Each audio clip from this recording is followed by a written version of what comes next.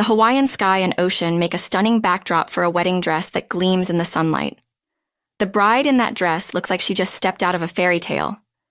But what if I told you that behind that adorable face is a woman who's more of a monster than a witch? I'm Sarah. I'm just your average homemaker in her late 50s.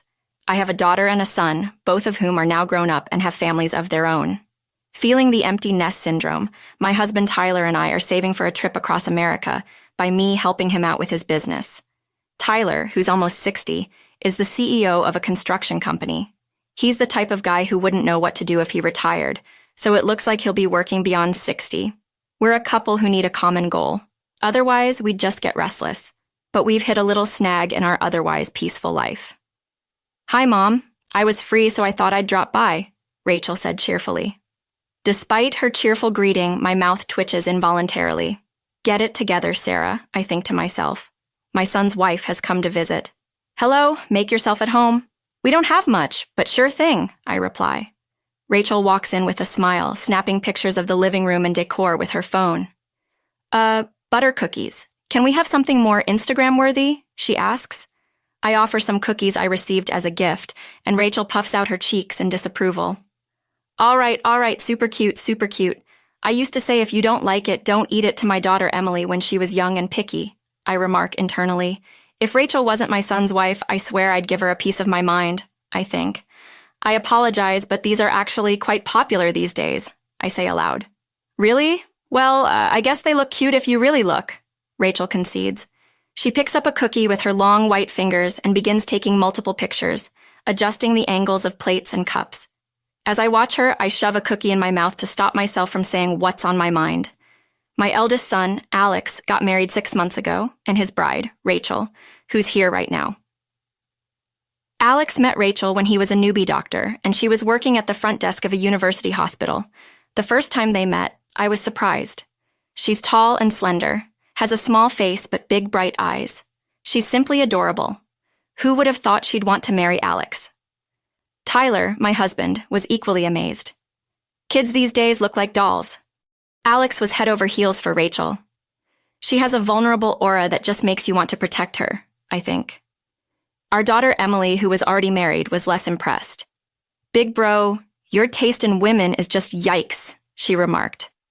I scolded her for that comment, but now I kind of get what she meant. After getting married, Rachel started coming over to our house every week alone, without Alex. You'd think she's just a sweet daughter-in-law who adores her mother-in-law, but I'm not so sure. She seems quite taken with our house. During our initial meet and greet, she couldn't stop gushing. "Wow, this place is like something out of a movie." Our home may be 50 years old, but it's a spacious modern marvel, complete with a grand spiral staircase and curated artwork. Don't get me wrong, compliments about the house make me happy, but her obsession is kind of creepy, I think. She takes pictures, roams around freely, and even lounges on the sofa. Sometimes I wonder, isn't this a bit rude for a newlywed in her in-laws' home? Is this how kids are these days? The young women at Tyler's company seem much more respectful, showing proper decorum, even if it's just for show. I've considered talking to Rachel about her behavior, but the role of a mother-in-law is often one that's easily disliked, so I've been hesitant. Then one day, Tyler got home early and bumped into Rachel. Since Alex was on a night shift, the three of us ended up having dinner. With Tyler around, Rachel refrained from taking photos, and we had a peaceful meal. But then, over coffee, Rachel dropped a bombshell. "Do you plan to leave this house to Alex?" I nearly spat out my coffee at the blunt question. Unaware of her attachment to the house, Tyler looked puzzled. This house is meant to go to Emily," he replied. Rachel looked stunned but quickly recovered. "Aren't eldest sons usually the ones to inherit property? This is so unfair," she protested. Tyler replied, "Alex is a doctor. Emily and her husband will inherit this house and run my business. Besides, this house belongs to Sarah, not me." Rachel looked at me with disbelief in her eyes. Tyler spilled the beans, so I had no choice but to fill her in. This house was built by my grandfather. Tyler's company was originally started by him too. You see, this house was built when my grandfather's construction business started to take off. It has elements of an open house design from that era, making it quite luxurious and modern. My dad inherited both the house and the company, but neither my sister nor I had an interest in construction, so I met Tyler at a party. He was the second son of a construction company. We knew. We got married, and he took over. Rachel still seemed unhappy, pouting like a little child, but still, it's usually the first son who inherits everything, right? We've spent a good deal of money on Alex's private medical school education, I add, hoping to placate her. He understands, so it's not a problem. Besides, this house serves as a place to entertain clients, but this house may be steel-framed, but it's old and needs a lot of maintenance. I'm sure Alex will build you a wonderful house that suits you both. Neither Tyler's reasoning nor my explanations seem to reach her. I want this house. I even told everyone that we're going to live here. Rachel brushes off our kindness and continues to insist. I finally lose my patience and raise my voice. Know your place and stop embarrassing yourself. This house and we aren't here for your vanity. This isn't your parents' house, it's your in-laws. Understand? For the first time, Rachel is silenced by my reprimand. She clenches her lips and leaves without saying goodbye. I told you Alex has no eye for woe. The next day, Emily, after hearing the story, is quite angry. Well, he's always been a quiet, studious type, not really the kind to talk to girls much. But there were good girls around him too, right? Like Lily. Lily and Lily? Yes, his only female friend is probably Lily. Lily is a childhood friend of Alex's who lives nearby. She's always looked out for Alex, who was a laid-back guy and an easy target for bullies. Even as an adult, they're still in touch. Lily is tall, has sharp eyes, and is responsible, the complete opposite of Rachel. It would have been reassuring if you chose someone like Lily. Exactly, Emily eagerly agrees. But Lily has the right to choose too, and since Alex chose Rachel, we have to accept it. I just hope this incident makes her reflect a bit. Rachel is 24, the youngest sibling with two much older brothers. I'd always noticed that my son Alex's fiancée, Rachel, was the apple of her family's eye. That's why I tolerated her naive and slightly spoiled behavior. I hoped she'd grow and mature as she learned more about the world. I was quite forgiving in my own mind, or so I thought, but she turned out to be a monster beyond my imagination. Hi, Mom. 2 weeks after that incident, Rachel shows up unannounced on a weekday afternoon with her as an unfamiliar man. I thought she came to apologize, but that didn't seem to be the case. Rachel, who's this? Nice to meet you, Mrs. Johnson. I'm Davis from Johnson & Associates. A man with an old-fashioned side-parted hairstyle and black-framed glasses bows politely as he hands me his business card. It says Attorney Matthew Davis, under the name of the law firm Johnson & Associates. Attorney from Johnson & Associates, right? Why would an attorney visit my home? Actually, I heard from this young lady that your house is an illegal structure. As a lawyer, I can't ignore this. What? My house an illegal structure? I heard it from Alex. I was so shocked that you were doing something wrong, Rachel chimes in, making a face like she can't bear it any longer. Having no idea what I was talking about, I could only give a dumb reply. I have no clue what Alex told Rachel about this house. But one thing is certain, Rachel is likely misunderstanding Alex's words, and she's standing here with ill intentions. At this point, even my well of patience exploded. I wanted to treat Rachel with care because Alex chose her, but if she wants to pick a fight, bring it on. Excuse me, I'm a bit taken aback by your sudden visit with a lawyer. May I record this conversation? I want to review it thoroughly later, I asked the attorney, my voice trembling as if I were frightened of being found guilty. Of course, the attorney nods condescendingly. So I pull out my smartphone and hit the record button. So, Mr. Davis, what should I do if I'm in violation of the law? Face the penalties and promptly remodel your home. Remodel? Well, some people might think if it's against the law, just fix it, right? Then please hand over the house to this young lady here. What? How do we get to this point? That's a huge leap in logic. I'm genuinely shocked. Why? I can't let someone who disrespects the law continue to live here. Someone pure of heart like this young lady should be the one to reside here. Mom, I'll make this house even better. Rachel grabbed my hand with misty eyes but with a smug face. Ah, okay, I see what's going on. In that case, please carry out these renovations. This is the consent form. I skim through this so-called consent form. I get the renovations to fix violations part. It's vaguely worded but okay. But installing a brand new kitchen, bathtub, and toilet? That's ridiculous. I can't help but mentally question it. The consent form seems to have been drafted over some internet research, but for a document written in such formal language, it's a mess. They're going to regret putting this together.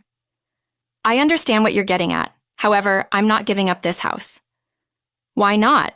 Rachel glares at me with a fierce expression. Her true colors are showing unfazed. I confidently reply, because this house isn't illegally built. Both of them let out stunned noises at the same time. What?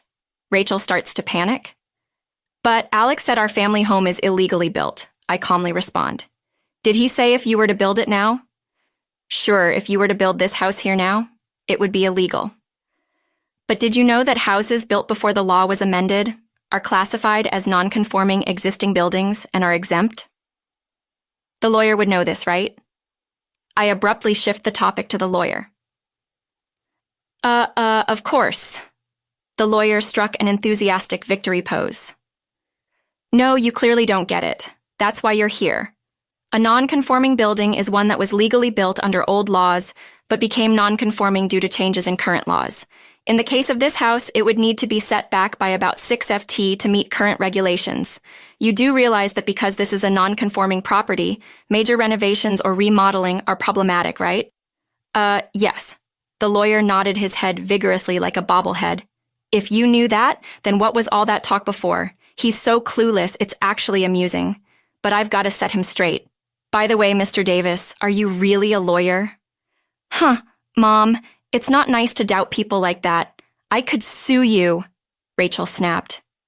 Yes, I am a lawyer, and I have many ways to sue you, the lawyer blustered. Then where's your badge? Rachel challenged. The lawyer blinked in surprise. Wow, he doesn't even know that you need an attorney's badge. After a moment of silence, the lawyer slapped his hand and said, yes, that's a very important item, so it's displayed in my office. Oh, come on. It's not a trophy, but lawyers are required to carry it when practicing, aren't they? He's at a loss for words, so I sighed and said, never mind. Let's have Mr. Smith bring it over. Mr. Smith? He's a lawyer at Johnson & Associates. You do know him, don't you? Yes, Mr. Smith. He's a colleague of mine, the lawyer stammered. A colleague? You're joking. The age difference alone, this guy can't even keep his story straight. Mr. Smith is the managing partner. He's been our family lawyer since my father's time. Even the so-called lawyer, or should I say the fake lawyer, is now scratching his head and groaning. No need to cover it up anymore. You're done. So, Mr. Davis, hey, you're a lawyer, right? So you should know that it's a crime to impersonate a lawyer without a license. The fake lawyer let out a scream, as if he'd seen a ghost and ran away. He sprinted towards the front door, shoving his feet into his shoes haphazardly and grabbed the doorknob, left in utter disbelief. Rachel snapped back to reality and ran after him. Wait up, Matthew. Hey. Rachel, this is not what we agreed on. I said I'd help because you told me this was easy money. That's terrible, Matthew. You said leave it to me, didn't you? Their arguing voices trailed off as they got into a car in the parking lot. I dropped through the intercom and even made a recording. Then I called the real Johnson & Associates shortly after. An irate attorney from the real Johnson & Associates reported the incident to the police, and both the impersonator and Rachel were easily arrested. Since I had a legitimate lawyer with me from the get-go, everything at the police station went smoothly. Not only did Rachel and the imposter falsely identify as lawyers, but they had also created business cards and documents. They violated both the legal profession regulations and minor offense laws, adding fraud charges to the mix. They managed to get out on a not-so-cheap bail, but now they have an arrest record.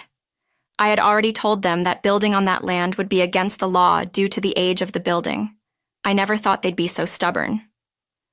Alex, who had been assisting in a major surgery, found out about the whole fiasco the next morning. To avoid causing any inconvenience to the patients, the police had waited to contact Alex. Hearing the news, Alex looked pale and disheartened.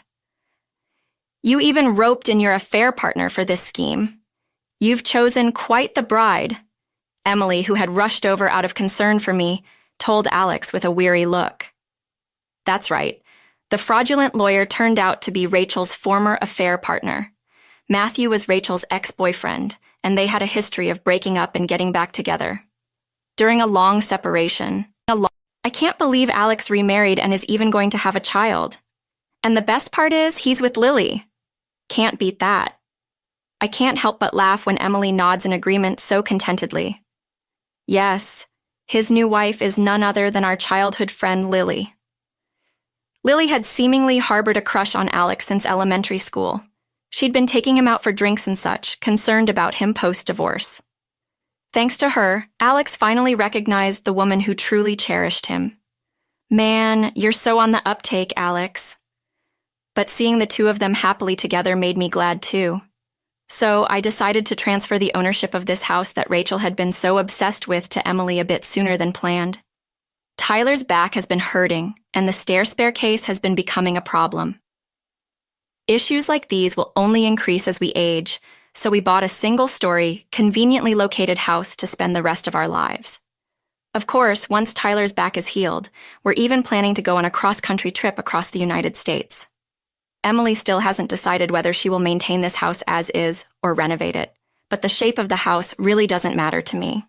What's most important is that wherever we live, our family